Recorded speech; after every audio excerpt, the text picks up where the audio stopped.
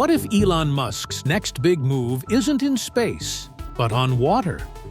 As the Panama Canal struggles under drought restrictions and geopolitical friction, a $50 billion Nicaraguan canal project, once thought dead in the water, is making a splash again.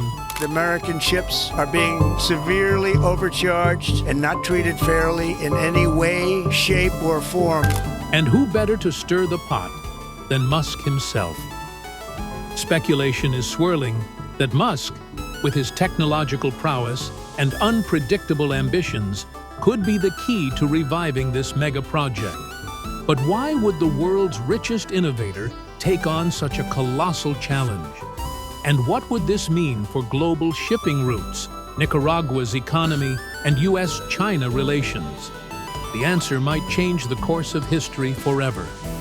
Join us as we reveal Elon Musk's next move. The rivalry. For over a century, the Panama Canal has served as the trusty shortcut between the Atlantic and Pacific Oceans, saving ships from the grueling journey around Cape Horn. But now, as the canal faces several challenges, climate-induced water shortages, capacity constraints, and geopolitical squabbles, there's a new contender whispering, or perhaps shouting its name: the Nicaraguan Canal. Nicaragua, Panama's northern neighbor, has its eyes on the prize. And not just any prize, the throne of global maritime supremacy. But is this ambitious project really up to the task? Or is it just a pipe dream fueled by big talk and even bigger money? First, some backstory. The Nicaragua Canal isn't just a pipe dream, it's an ambitious plan to create a maritime shortcut between the Atlantic and Pacific Oceans, much like its Panamanian counterpart. The idea? To offer an alternative route for global shipping, one that could potentially slash transit times and costs. The estimated cost? A jaw-dropping price tag of $50 billion US. For context, that's roughly the GDP of Nicaragua multiplied by 3. No big deal. But why would anyone want to build another canal when we already have a perfectly functional one in Panama? The answer lies in 2 words: opportunity and competition. Let's face it, the Panama Canal isn't exactly having its best decade. Climate change has thrown a wrench into its operations, with water shortages threatening its ability to accommodate the ever-growing fleet of global shipping. Add to that the congestion and capacity issues caused by a steady increase in demand, and you've got a canal that's starting to feel its age. But Nicaragua has an audacious plan. The idea is simple: build a bigger, better canal that can handle larger ships, reduce transit times, and offer an alternative route for global trade. In theory, this would not only ease the burden on the Panama Canal, but also create competition in a market that currently has none. But this whole issue isn't just about economics, it's also about geopolitics. If you thought this was just a regional spat between 2 Central American countries, think again. The Nicaraguan Canal has caught the attention of none other than China, a global superpower with a penchant for ambitious infrastructure projects and an appetite for strategic influence. China's interest in the canal isn't exactly subtle. By backing the project, both financially and politically, China could secure a direct competitor to the US-influenced Panama Canal. For Washington, the prospect of China gaining control or even significant influence over a major trade artery in Central America is nothing short of a nightmare. It would shift the balance of power in global shipping and give Beijing a foothold in what has traditionally been America's backyard. And let's be honest, the US-China beef doesn't need any more seasoning. But is this Nicaraguan canal even feasible? On paper, it sounds like a game changer. In reality, it faces more hurdles than an Olympic track meet. First off, there's the sheer scale of the project. Building a canal of this magnitude would involve cutting through 170 miles of land, including Lake Nicaragua, the largest freshwater lake in Central America. Environmentalists are already clutching their pearls at the thought of the ecological damage this could cause. Then there's the funding. While $50 billion might sound like pocket change to someone like Elon Musk, it's an astronomical sum for Nicaragua. And let's not forget about public opinion. Many Nicaraguans are skeptical of the project, questioning whether it will actually benefit their country or simply line the pockets of foreign investors. Protests have erupted in the past, with locals fearing displacement and environmental destruction. Did any of these make any effect? Of course, for a while, all these concerns led to delays that made some believe the project was dead in the water. But recent developments suggest otherwise. Headlines are buzzing with news that the Nicaraguan government plans to revive the canal project in 2025. After years of uncertainty, it seems this long-discussed competitor to the Panama Canal is back on the table. The question is, will it work this time? And while the idea of a new canal sounds exciting, it's hard to ignore this lingering question of demand. Would global shippers really abandon the tried-and-true Panama Canal for an untested alternative? What do you think? Nicaragua Canal Revived Plan. Once thought to be a pipe dream, or more accurately, a waterway dream, the idea of an interoceanic canal slicing through Nicaragua is back in the headlines. And why? Well, let's just say it has a little something to do with Donald Trump, China, and a dash of geopolitical one-upmanship. In true Trumpian fashion, the U.S. president recently floated the idea of taking back the Panama Canal from China. While this statement might have been dismissed by some as yet another bold proclamation, it sent ripples across Central America, and not just in the Panama Canal's locks. Nicaragua, led by its ever-controversial leader, Daniel Ortega, saw an opportunity to make waves of its own. If Panama and its canal were about to become a geopolitical tug-of-war between Washington and Beijing, why not throw Nicaragua into the mix? And that's exactly what he did. Ortega's government quickly got to work, tweaking Nicaragua's constitution to allow his regime to grant concessions for an interoceanic canal. No red tape here, just a fast track to big ambitions. Suddenly, the long-dormant Nicaragua Canal project was back on the table, and everyone was paying attention. China, of course, has been eyeing Nicaragua's canal potential for years. Back in the day, a Chinese businessman even secured a concession to build it. But, like many grand plans, it fizzled out. Ortega pulled the plug on that deal in May 2024, leaving everyone wondering if the canal would ever move beyond cocktail party conversation. But now, with Trump's Panama musings threatening to upend the status quo, Beijing might just be ready to rekindle its interest in Nicaragua's watery ambitions. After all, if Washington wants to flex its muscles in Panama, wouldn't China love to counter with its own shiny new canal project just a few hundred miles away? So what exactly will this revived Nicaragua Canal look like? Well, Ortega and his team have been busy reimagining the route, and it's mind-blowing. Forget Lake Coquibolca, the largest lake in Nicaragua. The new vision takes us through Lake Zolotlan, located north of Managua.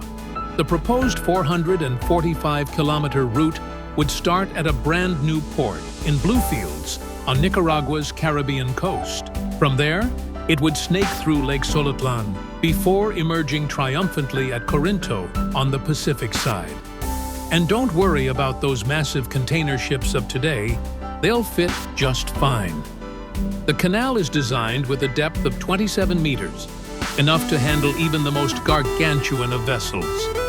Add some impressive locks at both ends, and an artificial lake for good measure. And you've got yourself a canal worthy of global attention. But this isn't going to be cheap. Oscar Mojica, Nicaragua's Minister of Transportation, and apparently its Minister of Optimism, estimates the cost at a whopping $64.5 billion.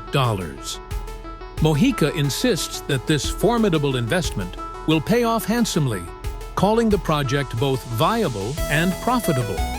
Bold words for a country whose GDP is less than half that amount. Of course, all this talk of canals begs the question, how did we even get here? Was it really just one offhand Trump comment that sparked this renewed interest in Nicaragua's waterway dreams? Well, yes and no. A canal caught in the crossfire. The rivalry between the Panama Canal and any potential Nicaraguan counterpart isn't exactly new. The idea of building an interoceanic canal through Nicaragua has been floating around since the 19th century. But Panama beat them to the punch with its US-built marvel, leaving Nicaragua's dreams high and dry, well, until now. Trump's comments may have been the catalyst for this latest revival, but let's not forget that geopolitics is rarely about one man's tweets. This is about much bigger forces. China's Belt and Road Initiative, US-China tensions, and Central America's desire to cash in on its strategic location. The Panama Canal has been slicing through the isthmus since 1914. This aquatic shortcut has long been the darling of global trade, ferrying over 1 billion tons of goods annually and saving ships from the awkward tango around Cape Horn. But lately, this marvel has found itself in murky waters, and not just because of rising sea levels. The canal, once a symbol of international cooperation and ingenuity, is now at the center of a geopolitical soap opera featuring China, the United States, Central America, and a cast of diplomatic finger-pointers. On 30th of January, U.S. Secretary of State Marco Rubio said he had zero doubt that China has a contingency plan to shut down the Panama Canal in the event of a conflict with the United States.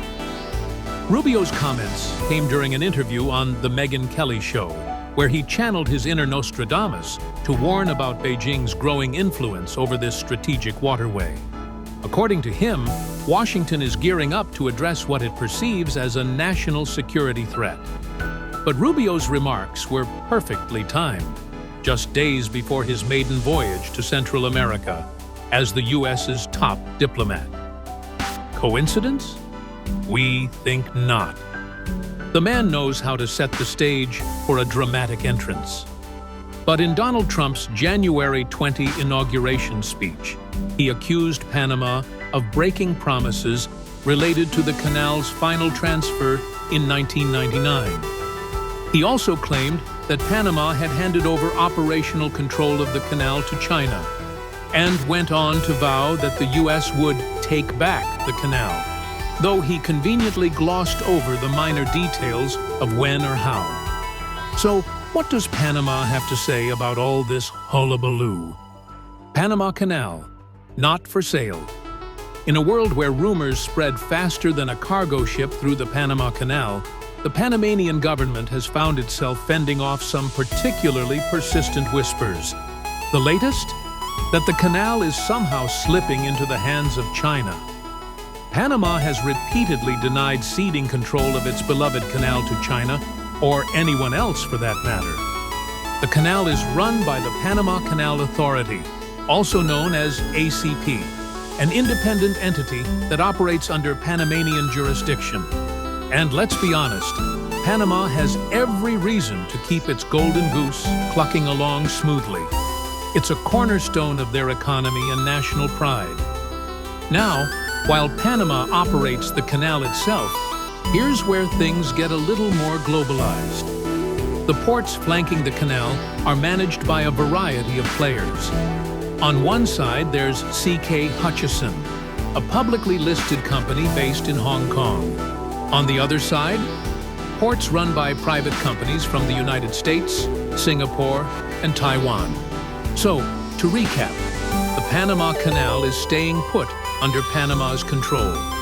The ports? Well, they're a bit of a mixed bag, but that's just globalization doing its thing. And as for China's involvement, yes, Chinese companies have also invested in ports and infrastructure near the canal. But does that mean Beijing is plotting to weaponize it? The Panamanian government would like to remind everyone that correlation does not equal causation. But at its heart, this global drama isn't really about Panama or its canal. It's about the escalating rivalry between China and the United States. The canal just happens to be caught in the crossfire, a 50-mile-long pawn in a global chess game. For China, expanding its influence in Central America is part of its broader Belt and Road Initiative, a sprawling infrastructure project designed to connect Asia with the rest of the world. For the U.S., any Chinese presence near such a strategic asset is enough to set off alarm bells louder than a ship's foghorn. And so, the Panama Canal finds itself in an awkward position, a vital artery for global trade that's also become a lightning rod for geopolitical paranoia. But beyond the political drama lies another pressing issue. The canal itself is facing serious challenges that could threaten its future relevance. The problem. For centuries, the Panama Canal has been called the shortcut every ship dreams of, saving weeks of travel and avoiding the pirate-infested waters of Cape Horn. But even icons have their limits. Over a century old and expanded in 2016, the canal is now facing a midlife crisis. Megaships that are bigger, bolder, and completely uninterested in squeezing through tiny locks are increasingly giving the Panama Canal a hard pass, opting for other routes that don't require them to suck in their metaphorical stomachs. And if that weren't enough, climate change has decided to add to this logistical nightmare. The canal relies on two freshwater lakes, Gatun and Alajuela, to lift ships 26 meters, which is about 85.3 feet above sea level through its locks.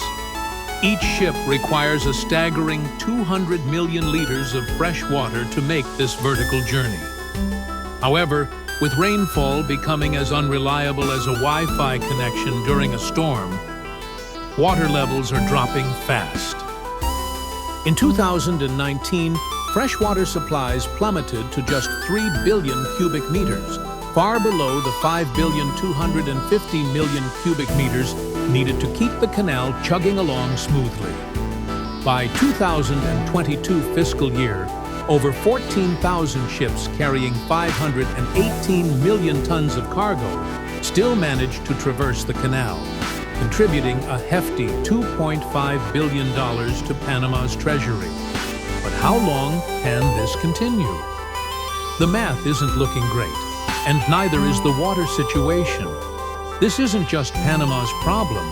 If the canal falters, global trade takes a hit. Shipping companies might start eyeing alternative routes.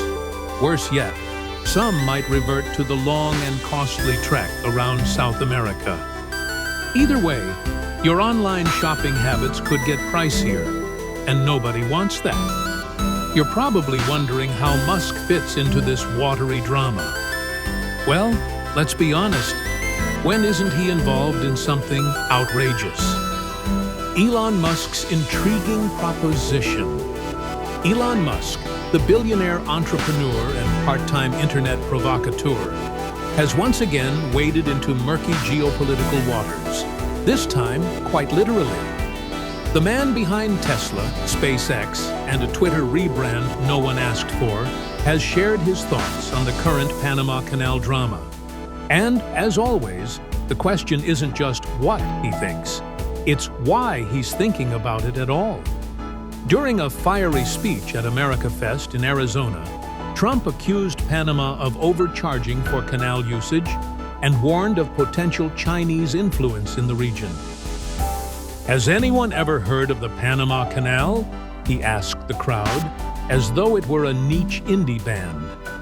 He followed this up with a post on Truth Social, featuring an American flag photoshopped over a waterway, with the caption, "Welcome to the United States Canal." Subtle, it was not. Trump also suggested that Panama had violated the moral and legal principles of the 1977 treaties that handed control of the canal back to Panama. Naturally, his comments sparked an international uproar. But amidst all the noise, one cryptic post from Elon Musk managed to steal the spotlight. Shortly after Trump's remarks lit up headlines, Musk took to X, formerly known as Twitter, and posted, "2025 is gonna be so lit." No context, no follow-up, just a casual mic drop into the digital abyss. But was he referencing Trump's bold declaration, predicting a future where SpaceX cargo ships bypass earthly canals entirely, or simply trolling us all for fun? As CEO of Tesla, SpaceX, Neuralink, and a growing list of ventures, Musk knows better than most how fragile global supply chains can be. A compromised Panama Canal could send ripples across industries ranging from automotive to tech, potentially affecting Tesla's production lines or even SpaceX's rocket fuel supply chains. So it's no wonder he's keeping an eye on the situation. But here's where things get interesting. Whispers are circulating that Musk might be eyeing an investment. So which side is Musk on? Panama or Nicaragua? Or something entirely unexpected remains to be seen? Elon Musk's bold vision. Elon Musk, the enigmatic billionaire who has redefined industries from electric cars to space travel, hasn't exactly dipped his toes into the maritime world yet. While there's no official word from Musk about transforming global shipping or overhauling iconic waterways like the Panama Canal or its lesser-known cousin, the Nicaraguan Canal, it's not hard to imagine what might happen if he did. After all, this is a man who turned flamethrowers into party favors and made space rockets reusable. Why not revolutionize shipping while he's at it? Musk's ventures, like Tesla and SpaceX, are already reshaping transportation and sustainability. Tesla has made electric cars appealing and fast, while SpaceX has Starlink, a satellite internet service that's already helping ships stay connected in the middle of nowhere. So, while Musk hasn't officially charted a course into maritime waters, his track record screams, why not? Shipping is a massive industry, responsible for moving 90% of global trade, but it's also a notorious environmental offender.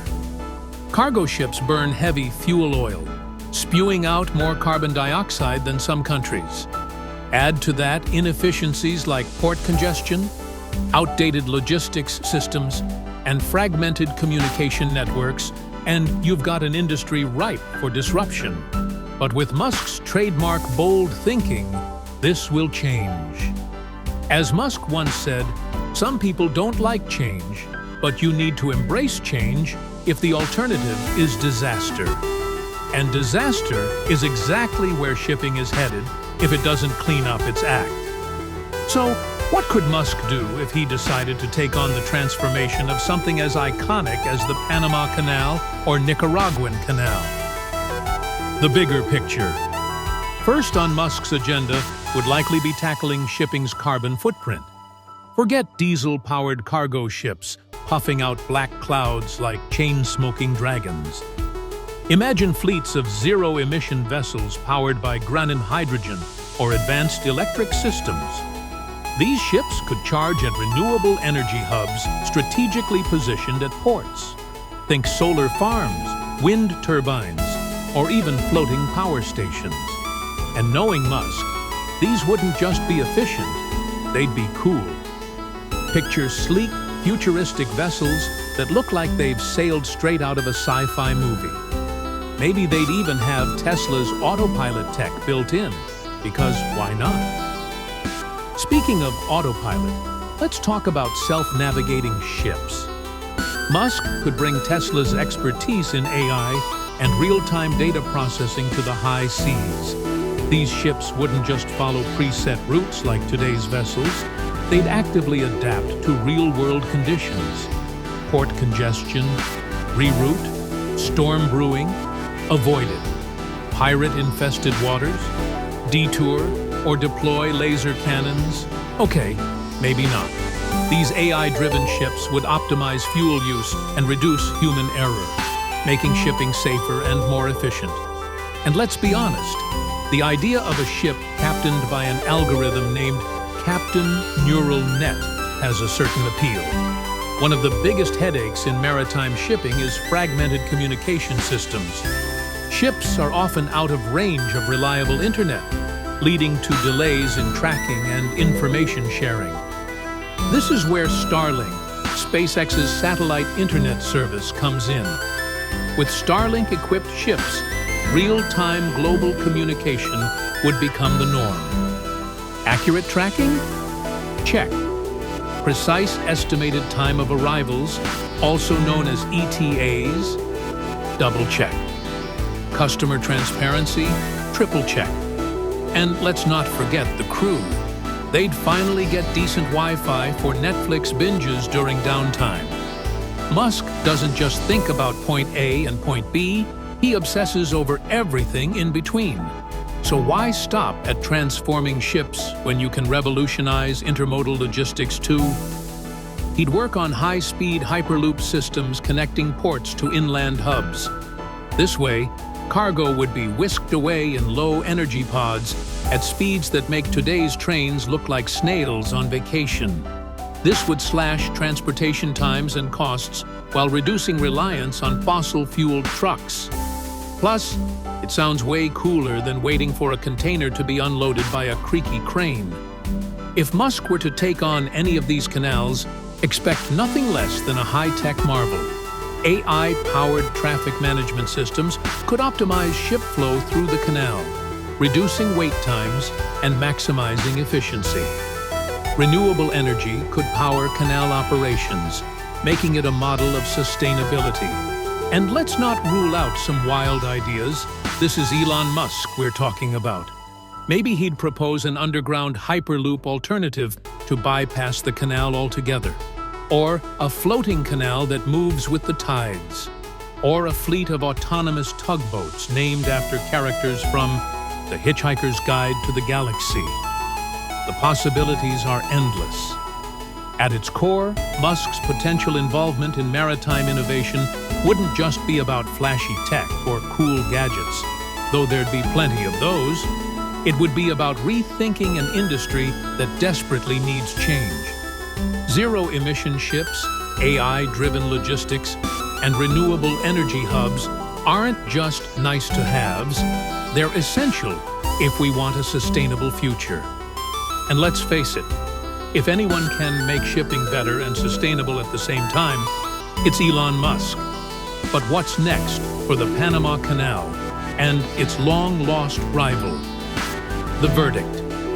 News broke recently that construction on the Nicaraguan canal is set to resume. After years of dormancy and skepticism, the ambitious project is apparently back on the table. If completed, the Nicaraguan Canal could shake up global trade routes and challenge Panama's monopoly on interoceanic transit.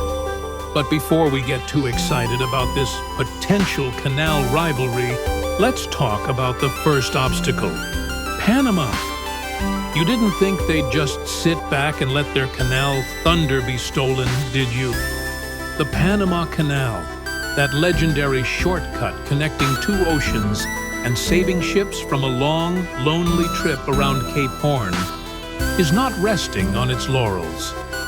In response to inquiries from La Estrella de Panama, which means the Star of Panama for the non-Spanish speakers, the canal's authorities reaffirmed their commitment to staying at the top of the global maritime game. Their strategy?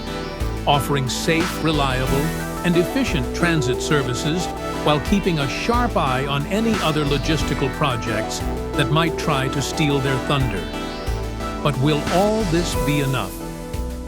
Let's not forget, They reminded us with just the right amount of humble brag. Panama is the only country where you can hop from the Pacific Ocean to the Atlantic in just 80 kilometers. That's right. No other nation can claim this kind of geographical VIP pass. And Panama has made sure to capitalize on it, boasting not just the canal, but also ports on both coasts, a buzzing air hub, an interoceanic railway, top-notch telecommunications, a financial sector with international swagger, and a growing tourism industry. And did we mention the canal connects 180 maritime routes, serves 170 countries, and links up with 1,920 ports worldwide? If the Panama Canal had a LinkedIn profile, it would be flexing all over your feed. But while Panama is busy being the life of the global trade party, the Nicaragua Canal project has been making waves, and Adrian Osa, president of the Panama Canal Pilots Association, has some thoughts. Nicaragua, he said with diplomatic tact, has every right to look for new ways to make money for its people. What he simply meant was, sure, they can try, but good luck competing with us. Still, Osa isn't just sitting back and sipping coffee.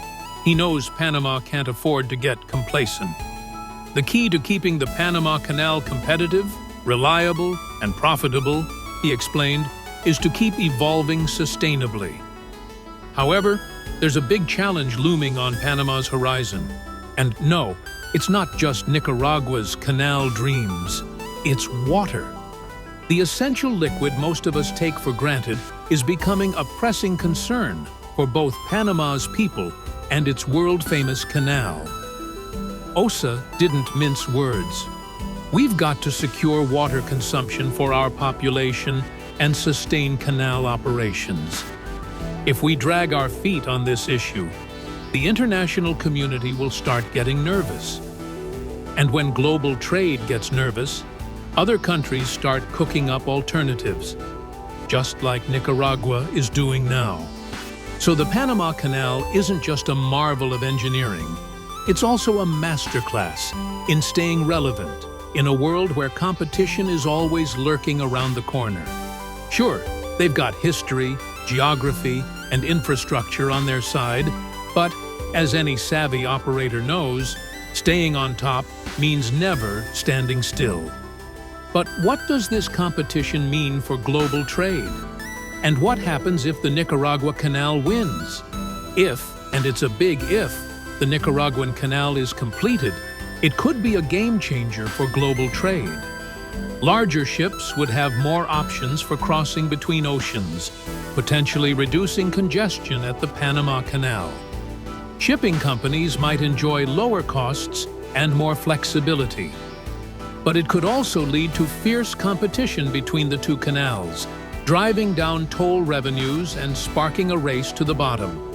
Geopolitically, it would be a massive win for China and a bitter pill for the United States to swallow. A Chinese-backed canal in Nicaragua would represent a significant shift in influence in Central America, a region long considered part of America's sphere of influence. On the flip side, having two functioning canals could create redundancies in case one faces disruptions. Remember when a single ship blocked the Suez Canal and caused global chaos? So maybe there's room for both canals in this maritime drama. But let's not forget about climate change. While having an alternative canal might alleviate some of the pressure on Panama, it wouldn't solve the root problem: rising temperatures and dwindling freshwater supplies. Both canals would still face long-term challenges from our warming planet. But on one hand, the project could give Nicaragua an economic boost like no other. Jobs galore, increased trade revenue, and a shiny new status as a global shipping hub. On the other hand, $64.5 billion is no small chunk of change.